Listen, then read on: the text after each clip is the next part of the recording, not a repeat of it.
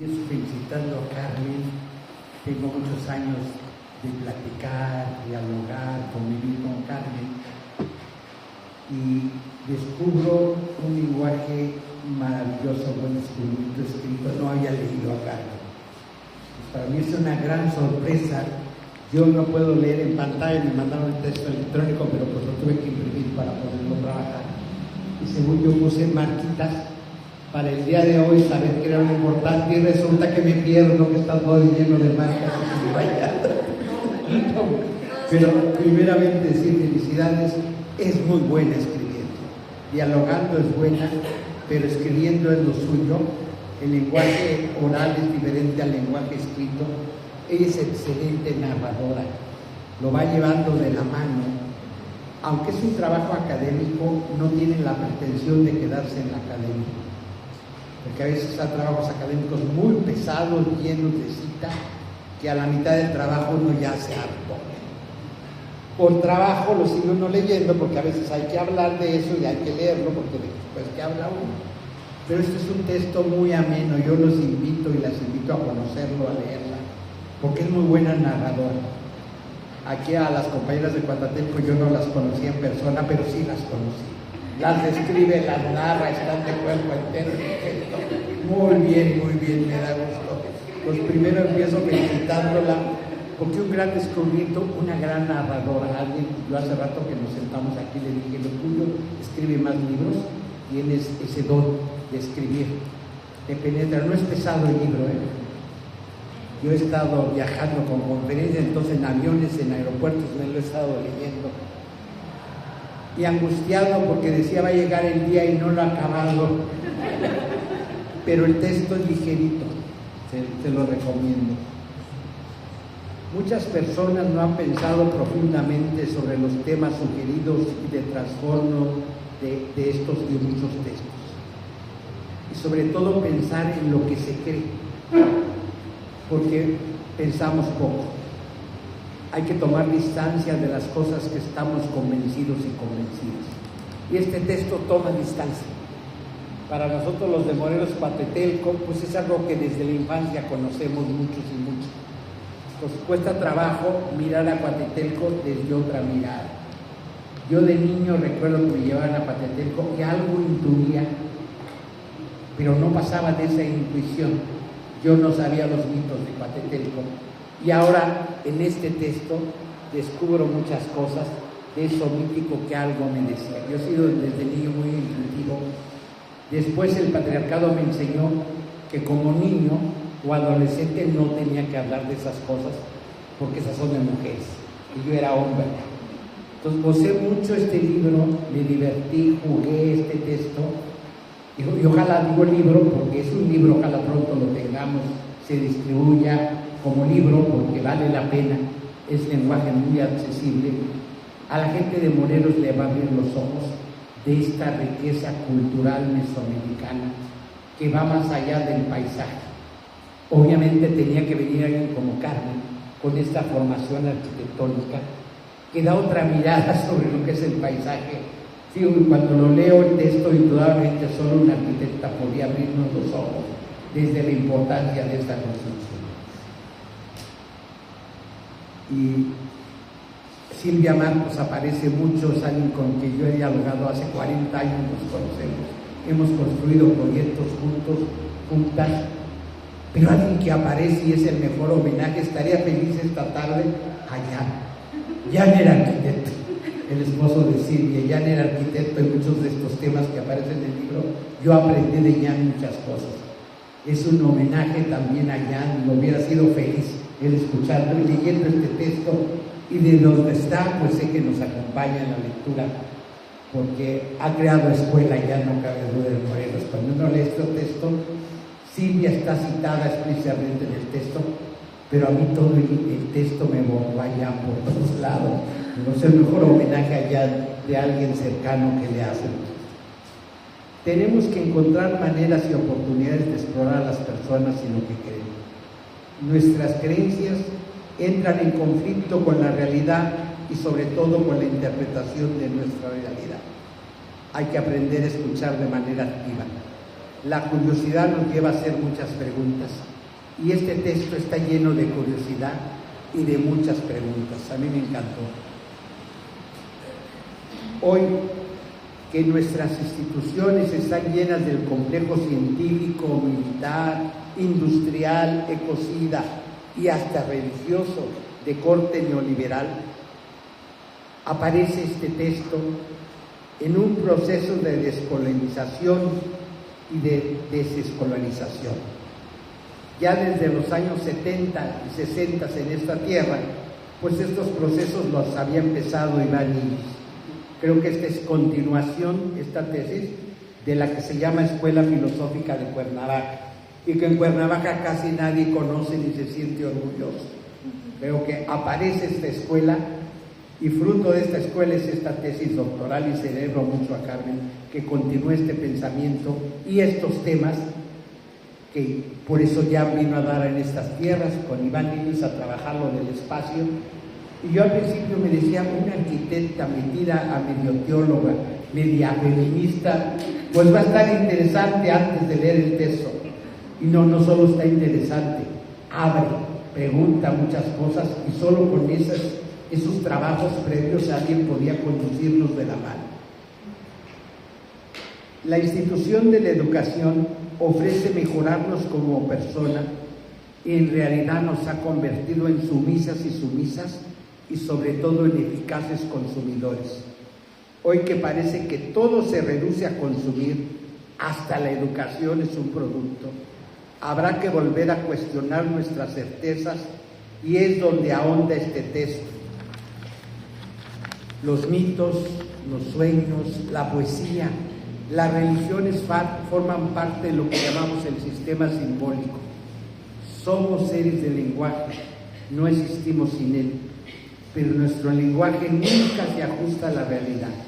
El lenguaje humano es siempre limitado, es una aproximación a la realidad. Sobre todo, es una interpretación de lo que vivimos. Y aquí Carmen lo dice explícitamente, de lo que ha vivido con este grupo de mujeres en Coatepeque. El lenguaje simbólico surge de esta expresión de deseo por el vacío que sentimos. Y a mí, la parte de los mitos ha sido fundamental en mi vida y en mi caminar. Yo he llegado mucho a los mitos desde la poesía, por eso se me abrió el campo de la poesía, lenguaje metafórico.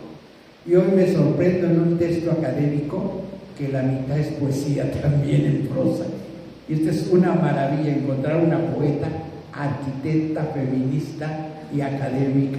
Eso se da pocas veces en la vida. Y lo celebro mucho. Lo celebro muchísimo este texto porque yo he llegado al mito desde la poesía. La semana pasada presenté un libro de mitos en poesía de una gran poeta mexicana.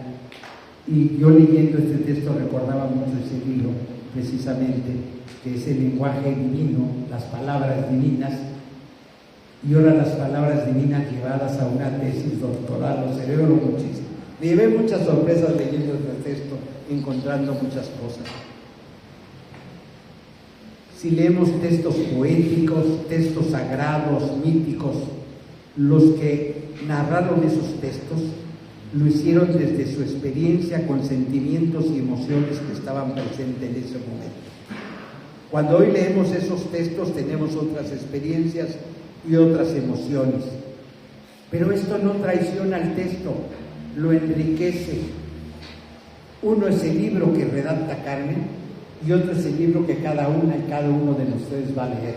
Eso es uno, enriquecer las interpretaciones. Y entre más se hagan presentaciones de este texto, si invite más gente a hablar, seguro habrá más interpretaciones de esto. Y entonces, en este texto ya Carmen lo señalaba, el concepto de callejera, retomar la ofensa como lo han hecho otros grupos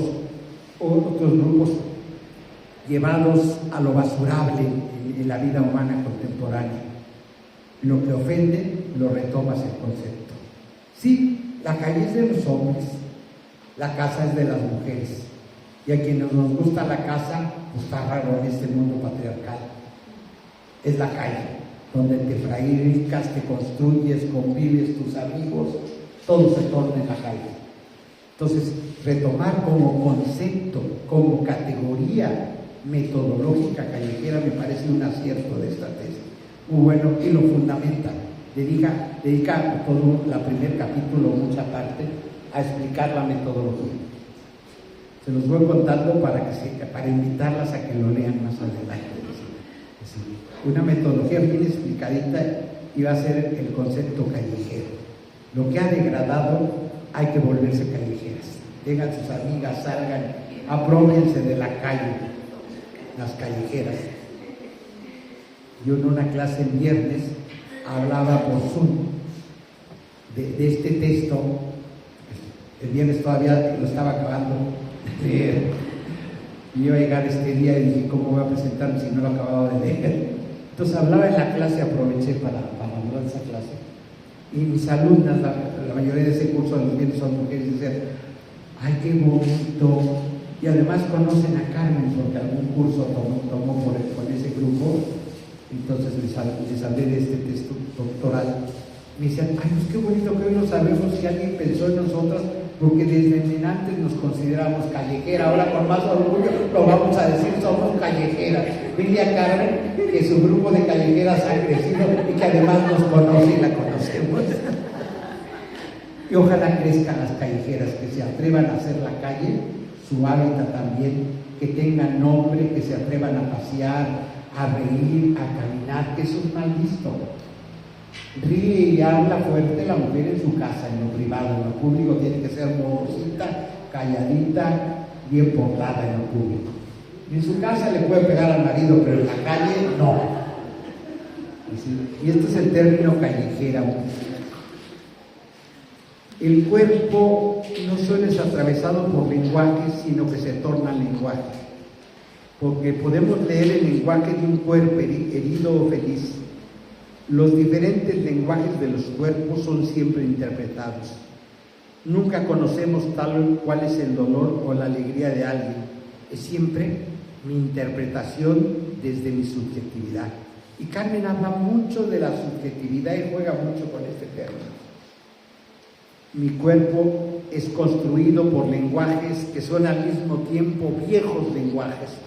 Ella habla mucho de las ancestras, la erótica mesoamericana, y qué bueno que no le tiene miedo, y eso traerlo al Cuatetelco contemporáneo. Son viejos lenguajes que vienen desde lo más arcaico de la humanidad. Por ejemplo, un beso es un gesto arcaico, heredado desde mucho tiempo atrás, pero retomado en cada verso el día de hoy. Ella tiene un método maravilloso: caminar y platicar, y lo plantea como método de investigación científica. Algo dirán, ay, pues eso no es científico, lo hacemos todos los días.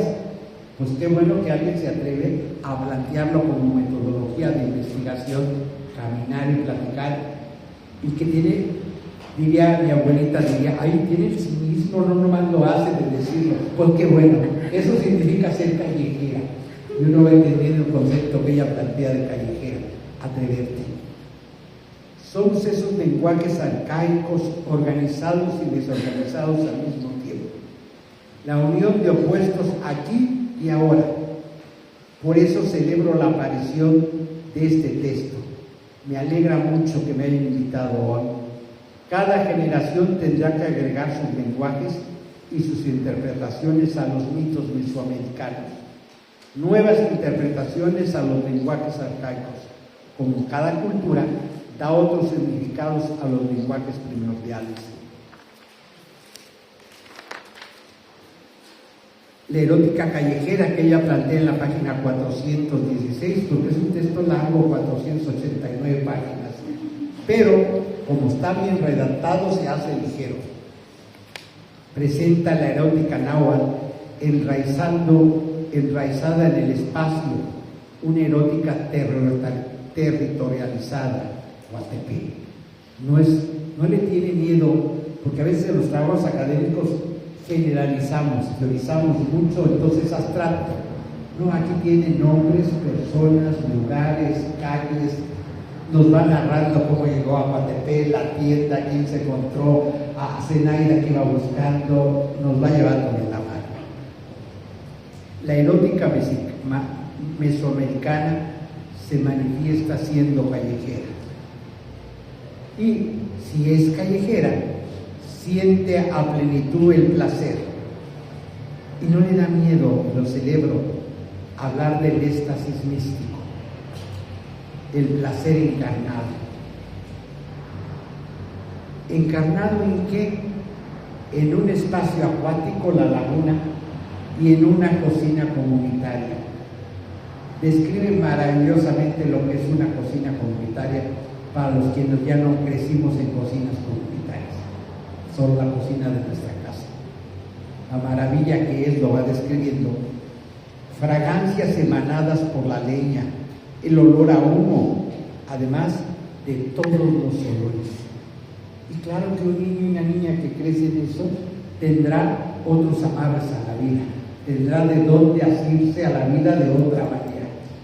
Por eso sí me parece importante, y en el trabajo le pone mucho énfasis a la cocina comunitaria como placer encarnado.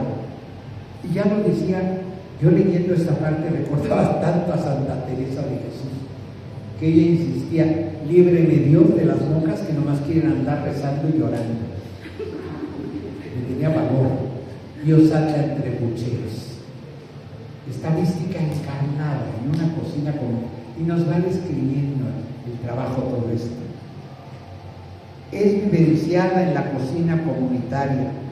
Dice: las mujeres se hacen cómplices de sí mismas para juguetear con las palabras llenas de picardía y de doble sentido. Y nos empieza a contar esas palabras en el trabajo. La mística y la erótica son de las llamadas experiencias extrasensoriales, que son las experiencias estéticas. El enamoramiento, la erótica y la mística, por eso van de la mano.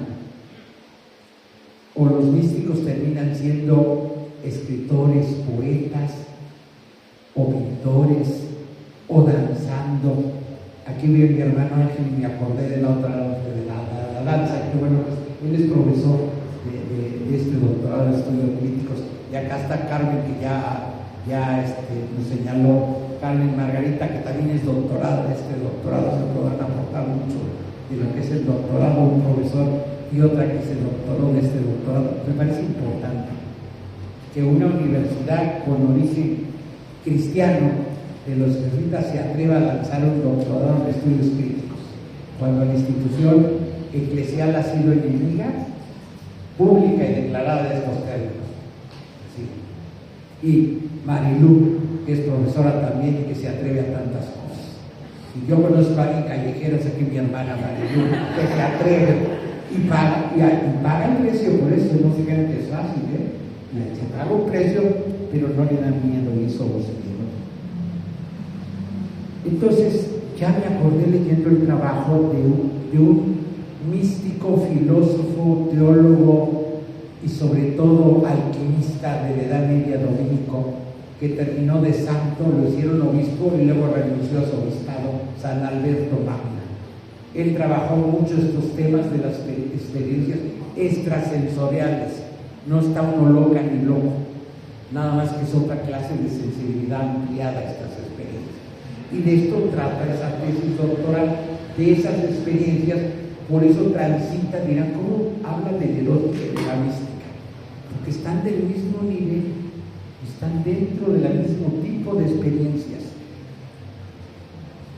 Una mística alemana también, como Alberto el alemán.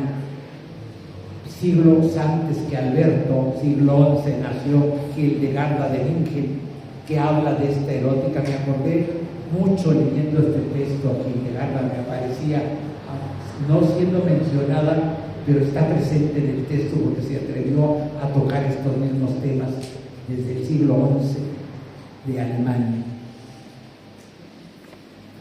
Me gustó mucho una cita que en la página 414 que hace de Juan Villoro: la ciudad de los dos cielos, pues las nubes se reflejan en la laguna, y eso es cuatetelco también. Y la noción que ya ella nos explicó de Altepe, de este útero sagrado.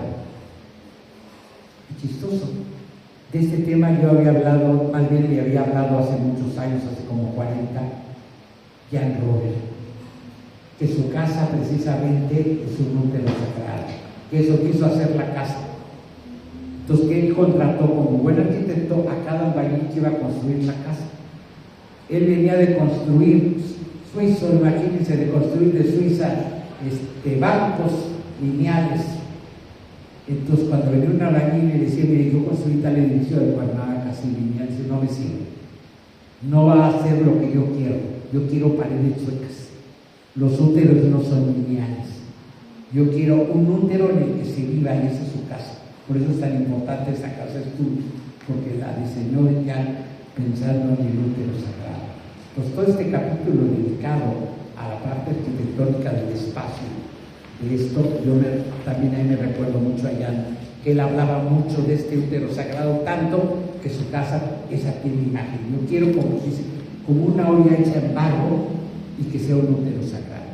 Entonces, y la cita de la ciudad de los dos cielos tiene que ver porque las dimensiones celestes, ahí se encuentra el plano terrestre en el cual transcurre la vida cotidiana, espiritualidad encarnada, lo lúdico, y lo presenta lo lúdico en dos cosas maravillosas: nadar y cantar.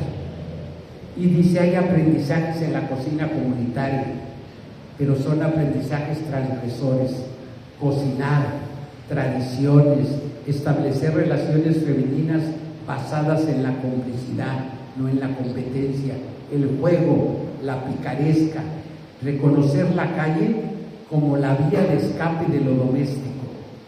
Aprenden a ganarse la vida, adquiriendo las habilidades de la venta o algún oficio. Aprenden a nadar, aprenden a cantar, y por eso la importancia de las liturgias cristianas. El cuidado de los cuerpos de mujeres desde la asunción de ellos como cuerpos sagrados. Y había mucho que decir. Yo aquí me detengo para dar tiempo al diálogo importante. Lo que quiero es invitarles, busquen el texto antes, y si no, esperémonos al libro. Gracias.